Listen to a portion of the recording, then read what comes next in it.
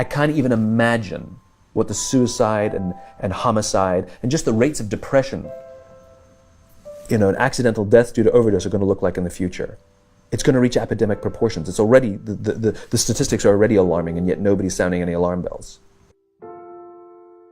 Parents have to intervene. We have to stop giving our kids free access to social media and phones at young ages. They are not ready for it. Their minds cannot cope with the dopamine. They can only have it up to a certain hour, and you take it away. They're children. You can take the phone away.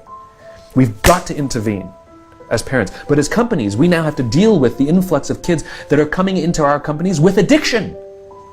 Watch, I see it all the time. Walk through any office.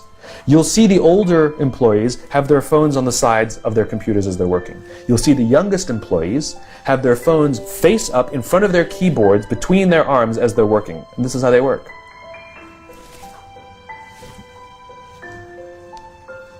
And the science is alarming. They did experiments on mice where they did the multitasking.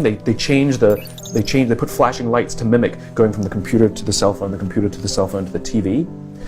The mice that were exposed to the changing lights, it took them 3 times longer to solve a maze than the mice that weren't, and the damage was permanent. There is a subconscious reaction to these devices when we use them, okay? What if I were to hold my phone while I'm talking to you? I'm not checking it, it's not buzzing, it's not beeping, I'm nothing, I'm just holding it. Do you feel at this moment that you are the most important thing to me right now? No, you do not. Because there is a subconscious reaction we have to the device. When it is out, it makes the people around us feel that they are less important.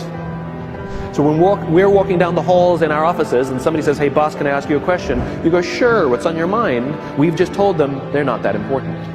Or we can go, sure, what's on your mind?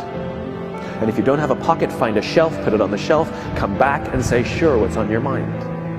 When we show up to a meeting, or a lunch, or a dinner, with our colleagues, our clients, or our friends, or our families, and we put the phone on the table, we have announced to everyone in the room that they are not that important to us. And by the way, putting the phone upside down is not more polite. My favorite one is when the meeting or at a lunch with someone, that the phone will ring and the caller ID will pop up and they will go, I'm not going to get it. Oh, so magnanimous. Oh, lucky to eat with you today. Or they could just put the damn thing away. You can tell how addicted we are. When somebody pulls out their phone when you're with them, how uncomfortable does that make us feel? You're walking down the street with someone, they pull their phone out. We feel stupid, so what do? We pull our phones out. We're so addicted, somebody goes to the bathroom when we're at dinner, and what do we have to sit there by ourselves? God forbid we should look around the room for 5 minutes.